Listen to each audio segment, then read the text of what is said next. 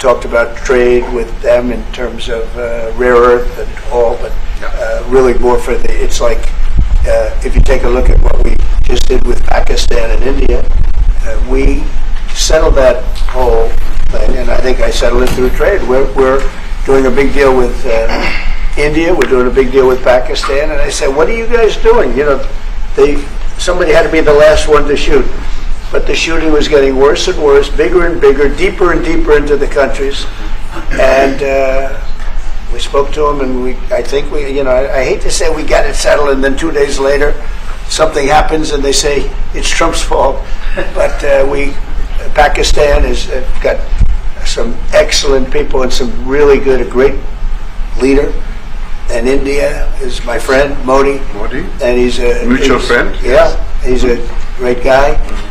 And I called them both, and we just did something good. We're trying to settle Russia, Ukraine. We spoke with President Putin for 2.5 hours the day before yesterday. I think we made a lot of progress, but that's a bloodbath. 5,000 people are being killed a week, 5,000 soldiers a week, not including people in cities and towns that are also being killed. So we're trying to help. And it doesn't affect us. It's not our people. It's not our soldiers. It's Ukraine and it's Russia, but if we can save 5,000 souls, we'll do it. We're pretty good at it. But that's a bad situation. That is a really bad situation. Well, you'd recall when President Zelensky was coming to South Africa, that's when I spoke to you. That's right. We both agreed that we need to push the peace message so that there can really be peace. And we've been involved in the Ukraine-Russia conflict for quite a while through my Minister of State Security here. We've been dealing with them, the exchange of children who were taken away, going through names and addresses and all that. So we've been invested in that whole process as well. And the moves that you're making are fully supported by us because we would like to see the end of that war. That's true. I called Zelensky and they said, he's in South Africa. I said, what the hell is he doing in South Africa? He was talking to us. We got to speak. I said, that's a strange one. I said, what are you doing in South Africa? Yes. That's a strange one. He's trying to make peace. But we take him. We were lucky because we had the great Nelson Mandela who taught us how to create peace, to make peace. So we were imparting some of those lessons to him, some of those learnings, and I specifically mentioned to him that this is how Nelson Mandela taught us that when you want to have a peace in a country, do it on an unconditional basis and sit down and talk. And that's precisely what I'm sure he's going to heed. Well, we're going to see what happens with that one. There's a lot of hatred. There's a lot of death. It's a bloodbath. Unfortunately. I get the satellite pictures of that field, of that killing field. Mm-hmm. You never saw anything like it in your life. It's horrible. It's a horrible thing that it goes on, but I think we've made big progress. South Africa. Please go ahead. Thank you, Mr. President. Gaza no, not you. Right here. He's from South Africa. Go ahead, please. What are you expecting on the ICJ case? Are you expecting South Africa to drop that? Is that what you're trying to raise? On which case? The ICJ case against Israel? International Criminal Court. I don't expect anything, to be honest. I really don't. I don't know. It's they've got a case. There's a lot of anger there, tremendous anger. I don't expect anything. We'll see what happens. We'll have a ruling, and who knows what the ruling is going to mean. Yeah. On that subject of Gaza, Mr. President, are you going to be speaking to Prime Minister Netanyahu about Israel's renewed offensive there? There's been a lot of concern from European countries. The Pope has expressed concern. Are you going to be asking Prime Minister Netanyahu to tone down the offensive in Gaza, to let more aid in? Was that a question or a statement? It's a question. This guy's, you never change. Mr. President, besides, what will it take for you to be convinced that there's no white genocide in South Africa? Well, I can answer that for the President. It's for him. I say rather have him answer. I'd rather answer that. It will be. Our President will respond to you. Yeah, Thank you, Mr. President. It will take President Trump listening to the voices of South Africans, some of whom are his good friends, like those who are here we have talks between us on around a quiet table, it will take President Trump to listen to them. I'm not going to be repeating what I've been saying. I would say if there was Afrikaner farmer genocide, I can bet you these three gentlemen would not be here, including my Minister of Agriculture. He would not be with me. So it will take him, President Trump, listening to their stories, to their perspective. That is the answer to your question. But, Mr. President, I must say that we have, wait. We have thousands of stories talking about it. Sure. And we have documentaries, we have news stories. And that, is Natalie here, somebody here to turn that? I could show you a couple of things. And it has to be responded to. Yeah, sure.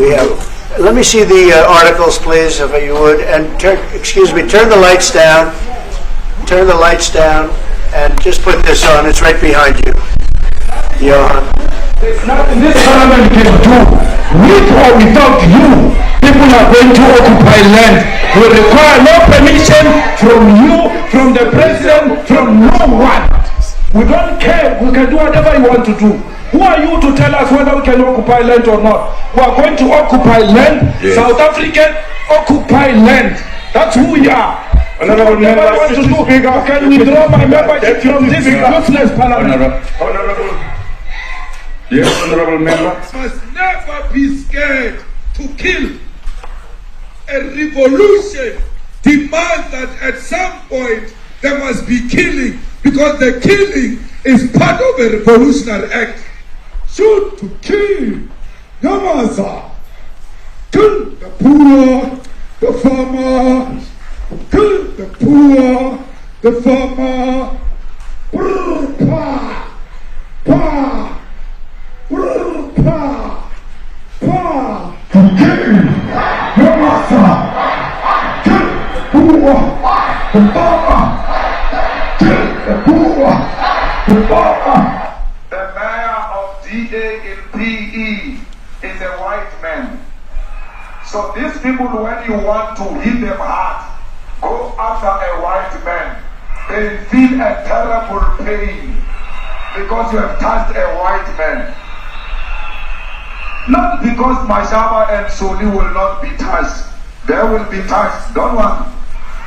But we are starting with this whiteness. We are cutting the throat of whiteness. It's like Shoot to kill. Yamasa.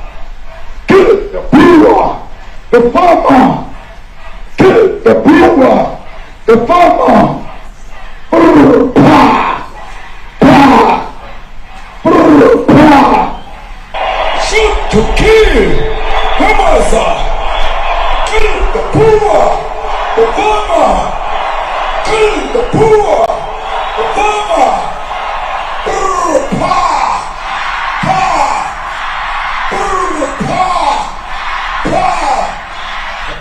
I don't know what's going to happen in the future. I'm saying to you, was not called for the killing of white people, at least for now. I can't guarantee the future. Yeah, but I mean, you'd understand somebody watching that, especially as it gets shared on Twitter, they freak out. It sounds like a genocidal But it is.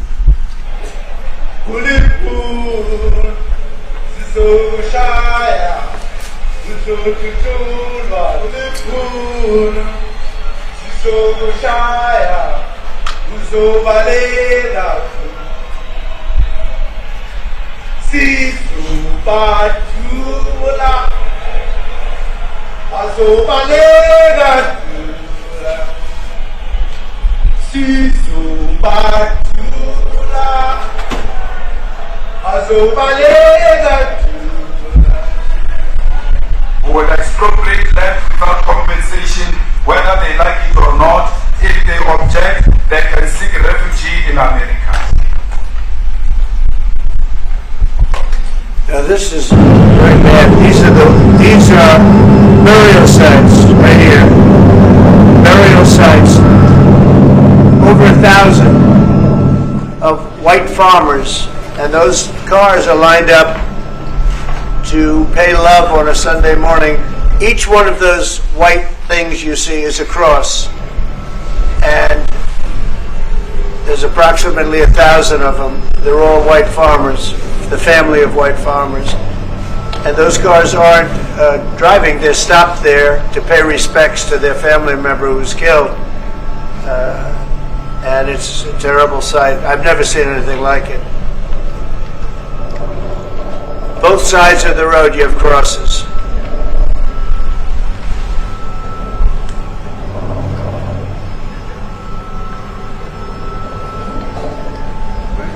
Those people were all killed. Have they told you where that is, Mr. President?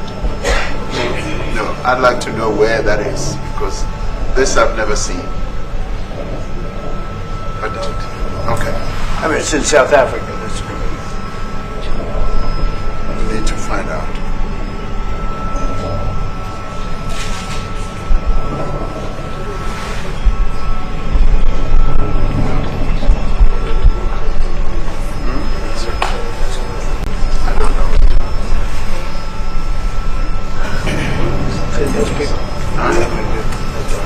I don't know.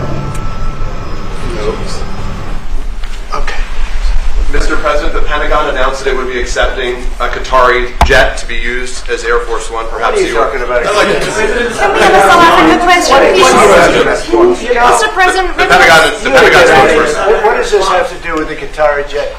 They're giving the United States Air Force a jet, okay? And it's a great thing.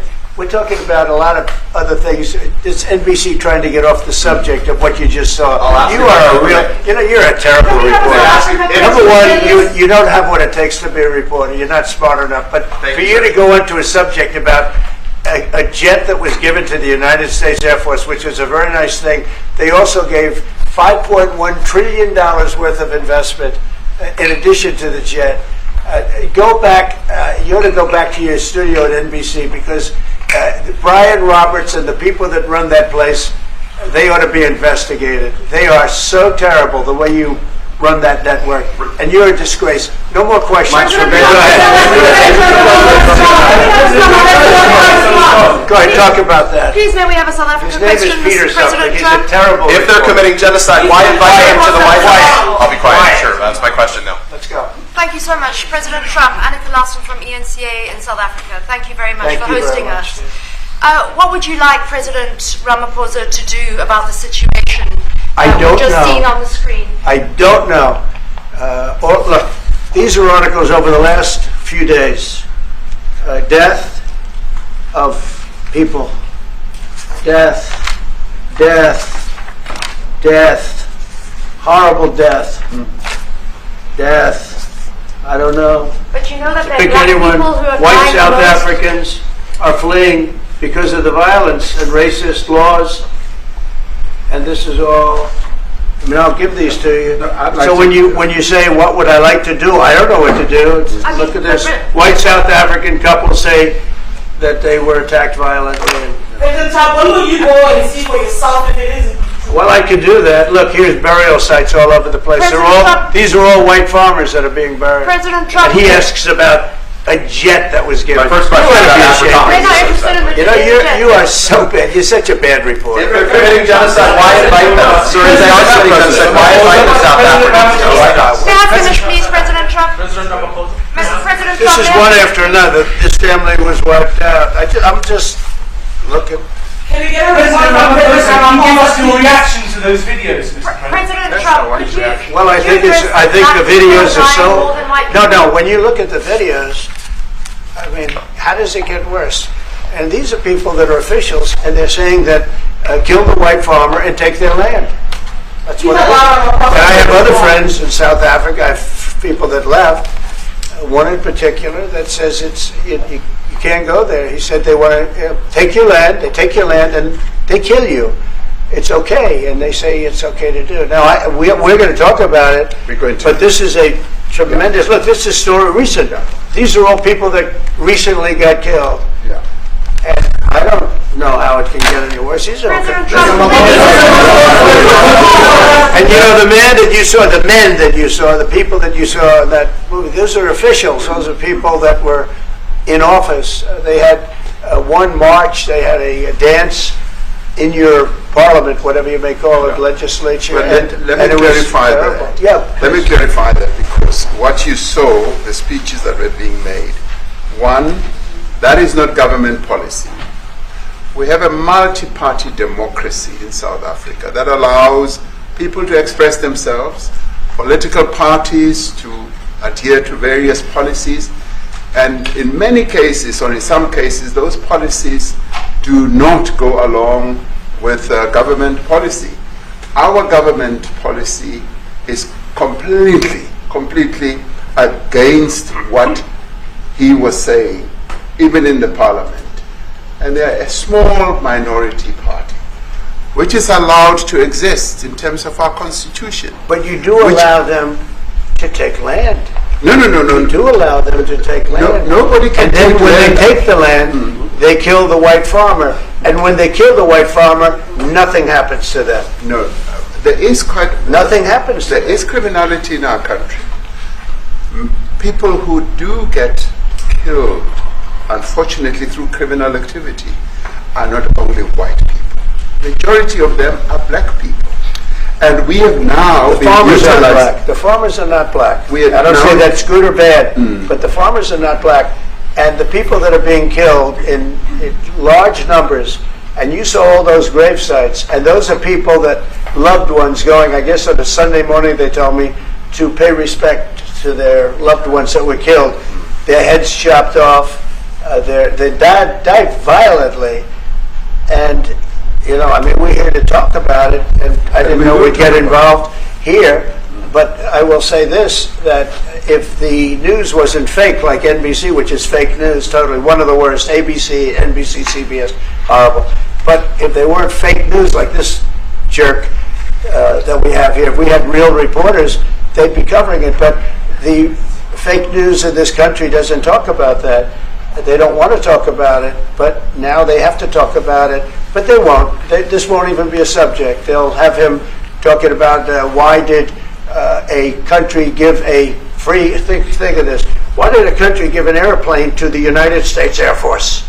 Okay? The United States, not to me, to the United States Air Force, so they could help us out, because we need an Air Force One until that's Air Force One, it's being built. 2 of them being built. But Boeing's a little bit late, unfortunately. So why did they give us a plane to the United States Air Force? That's what that idiot talks about after viewing a thing where thousands of people are dead. I'm sorry, I don't have a plane to give you. I wish you did. I would take it. If your country offered the United States Air Force a plane, I would take it. Okay. But coming back to this issue, which I really would like us to talk about, and talk about it very calmly. We were taught by Nelson Mandela that whenever there are problems, people need to sit down around a table and talk about them. Well, there are problems. And this is precisely what we would also like to talk about, including, of course, trade matters, investment matters. So the issues that concern you as the United States, those are all recent. And those are all deaths. Yeah, in many ways, I mean, one should say you are a partner of South Africa, and you are raising concerns, and these are concerns that we are willing to talk to you about. Let me just add quickly, the criminality that we are experiencing in our country needs quite a lot of technological capability. And in one of our areas in South Africa, we're using US technology, which is able to, in many ways, identify where shootings are happening and all that.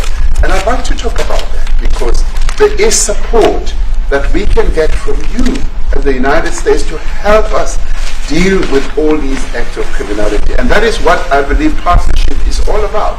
And we are here as a partner so that we can help each other whenever there are challenges. So I'd like us to discuss it, and of course outside of the media, so that we sit down and have a really good discussion that will lead to good outcomes. Are there any other further punitive measures that could be in place should you not be satisfied that South Africa is fixing some of the very bad things, in inverted commas, that you tweeted are happening?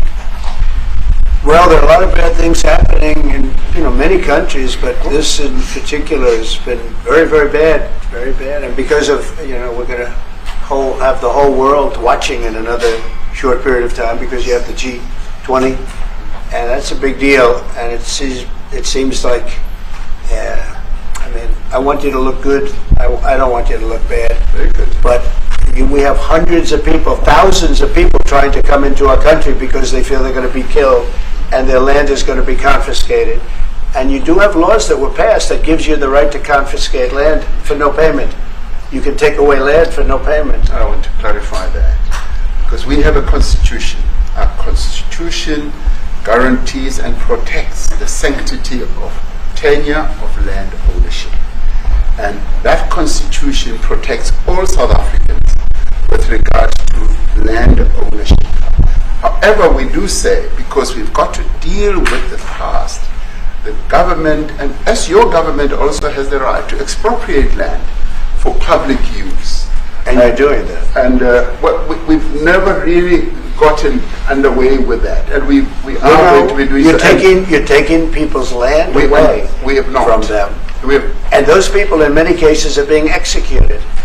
They're being executed. And they happen to be white, and most of them happen to be farmers. Mm-hmm. And that's a tough situation. I don't know how you explain that. How do you explain that? They're taking people's land away, and in many cases those people are being executed, and in many cases it's not the government that's doing it, it's people that kill them and then take their land, and nothing happens to them. But we have thousands of people that want to come into our country. They're also going to Australia in a smaller number. But we have thousands of people that want to come into our country, and they're white farmers, and they feel that they're going to die in South Africa, and it's a bad thing. Yeah. What can South Africa do? What concessions would you like to see them make to improve relations with the United States? Then I have one more for President Ramaphosa afterwards. Well, we just spoke about, I got them a very, very complex machine, 150 of them. I was asked by the president if he could help, and I did that. And, I have great feeling for all countries. I deal with all countries. But I have a great feeling for South Africa because I have friends. I have a couple of friends, a few friends here today. I have many friends from South Africa, but many of those friends are not, they can't go back. I have Elon is from South Africa. I don't want to get Elon involved. That's all I have to do, get him into another thing. But Elon happens to be from South Africa. This is what Elon wanted. He actually came here on a different subject, sending rockets to Mars, okay? Yes. He likes that better. He likes that subject better. That's right. But Elon is from South Africa, and I don't want to talk to him about that. I don't think it's fair to him. That's right. But I will say that people are fleeing South Africa for their own safety. Their land is being confiscated, and in many cases they're being killed. And that scene of, you see how many crosses they have. Those crosses, that's a dead person in every one of them. And those trucks or cars are paying their respects to all of those dead people on a Sunday morning. That's a rough thing to explain away. And the problem we have, and the way, a correct and a fair media exposes things. But we have a very corrupt media. They won't even report this. If this were the other way around, it would be the biggest story. Now, I will say apartheid, terrible. That was the biggest story. That was reported all the time. This is sort of the opposite of apartheid. What's happening now is never reported. Nobody knows about it. All we know is we're being inundated with people, with white farmers from South Africa, and it's a big problem. Marco Rubio was telling me he's never seen anything like it. The numbers of people that want to leave South Africa because they feel they're going to be dead very soon. Yes, Brian, if I could just ask you a question. 72% of farmers in your country are white. If they flee, do you feel that maybe the economy could collapse? You may not have a gap to fill in those people that need to replace those farmers. I'd like my Minister of Agriculture, who is white, who comes from an opposition party to mine, who's joined my government at my invitation to address this very issue, including the question that you've just raised. John? Thank you very much, Mr. President. Yeah. And Mr. President, thank you for welcoming us to the White House. I would say we have a real safety problem. I don't think anyone wants to candy coat that. And it requires a lot of effort to get on top of it. It's going to require more policing resources. It's going to require a different strategy to be able to deal with it. But certainly the majority of South Africa's commercial and smallholder farmers really do want to stay in South Africa and make it work. And I've just come from the largest agricultural show in the Southern Hemisphere with organized agriculture and farmers, and the majority of them want to stay.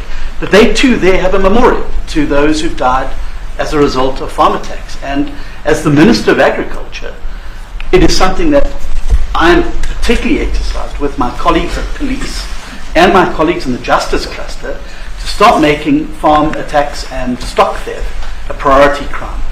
And it affects all farmers in South Africa, particularly stock theft. It has a disproportionate effect on smallholder black farmers.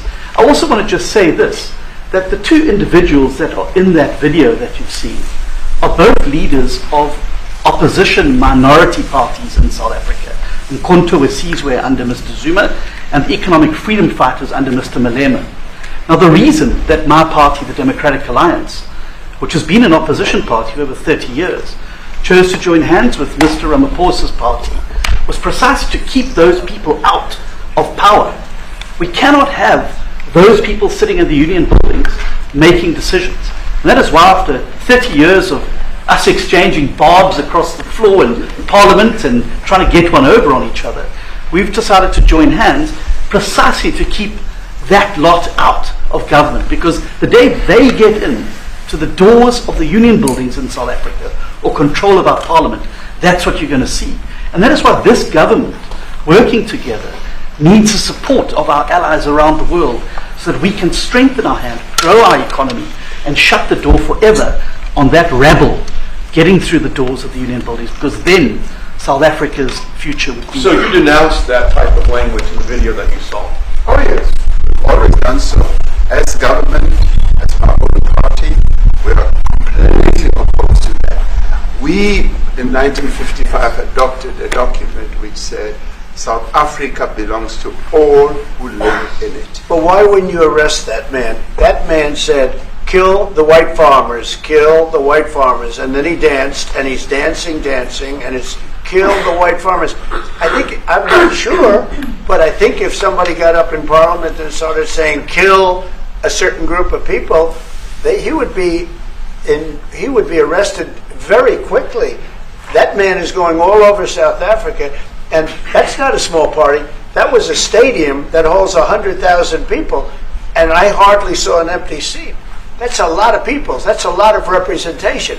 And those crosses, we have dead white people, dead white farmers, mostly. And you take a look at Australia, they're being inundated, and we're being inundated with people that want to get out. And their farm is valueless. It's valueless. And they just want to get out with their life. And this is a very serious situation. And if we had a real news or real press or media, we don't have that because they won't talk about this because they're all guys like that idiot. But if we had a real press, it would be exposed. And you know, the beauty of exposing it is it's like a cleansing action. When it gets exposed, it'll get fixed. That's when it'll get fixed. But people don't talk about it. And I'll tell you who's talking about the thousands of people that are fleeing South Africa right now. Will you discuss USAID and the devastating impact the cuts are having across the African continent? Yeah, well, it's devastating, and hopefully a lot of people are going to start spending a lot of money. And I've talked to other nations. We want them to chip in and spend money too. And we've spent a lot. And it's a tremendous problem going on in many countries. A lot of problems going on. The United States always gets the request for money. Nobody else helps, as you know. Europe doesn't help. Europe hasn't given anything. All they do is sue our companies. You know, they sue Apple, and they sue all of our companies. Apple had to pay $17 billion on a nonsense lawsuit. Very unfair. But we're going to always be there to help. Planning is showing rightly South African broadcasting. If this Afrikaner resettlement issue is resolved, you're going to go into a room after this, you guys are going to talk. If it is resolved, what is the potential for the future-looking relationship? It's fantastic. It's got to be resolved. It should be resolved. It's a little bit bad when you see a stadium with 100,000 people in it, because that means it's more than just a little movement. It's a pretty big movement in South Africa. So it has to be resolved. It'll be the end of the country if it's not resolved. But is there potential for the relationship moving forward? I hope so. That's why I'm here. I mean, I'm not here for my health. I'm here to see what we can do. No, I'd like to see. I have friends. I can tell you, Ernie Els and Retief Goosen, they feel so strongly they wanted to be here on behalf of South Africa, not on behalf of me. Yes. And, they said, can we be here for this? Because they love the country. Ernie, do you guys want to say a couple of words or anything? I hate to put you in this